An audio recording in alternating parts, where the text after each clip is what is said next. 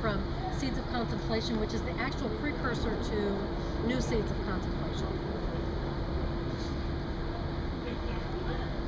Every moment and every event of every man's life on earth plants something in his soul.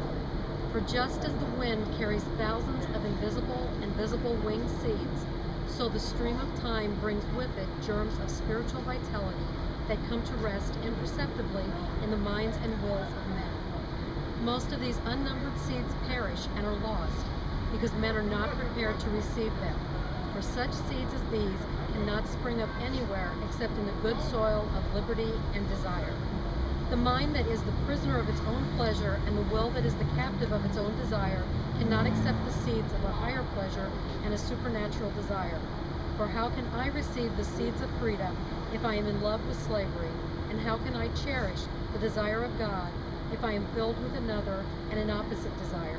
God cannot plant his liberty in me because I am a prisoner and I do not even desire to be free. I love my captivity, and I lock myself in the desire for the things that I hate, and I have hardened my heart against true love. If I were looking for God, every event and every moment would sow in my will grains of his life that would spring up one day in a tremendous harvest. For it is God's love that warms me in the sun, and God's love that sends the cold rain. It is God's love that feeds me in the bread I eat, and God that feeds me also by hunger and fasting. It is the love of God that sends the winter days when I am cold and sick, and the hot summer when I labor and my clothes are full of sweat. But it is God who breathes on me with the light winds of the river and in the breezes out of the wood. His love spreads the shade of the sycamore over my head and sends the water boy along the edge of the wheat field with a bucket from the spring, while the laborers are resting and the mules stand under the tree.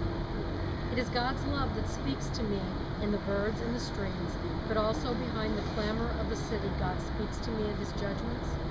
And all these things are seeds sent to me from his will. If they would take root in my liberty, and if his will would grow from my freedom, I would become the love that he is, and my harvest would be his glory and my own joy. And I would grow together with thousands and millions of other freedoms into the gold of one huge field, praising God, loaded with increase, loaded with calm. If in all things I consider only the heat and the cold, the food or the hunger, the sickness or labor, the beauty or pleasure, the success and failure, or the material good, or evil my works have won for my own will, I will find only emptiness and not happiness. I shall not be fed, I shall not be full. For my food is the will of him who made me and who made all things in order to give himself to me through them.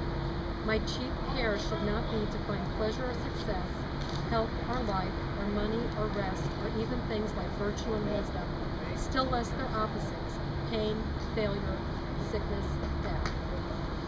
But in all that happens, my one desire and my one joy should be to know, here is the thing that God has willed for me.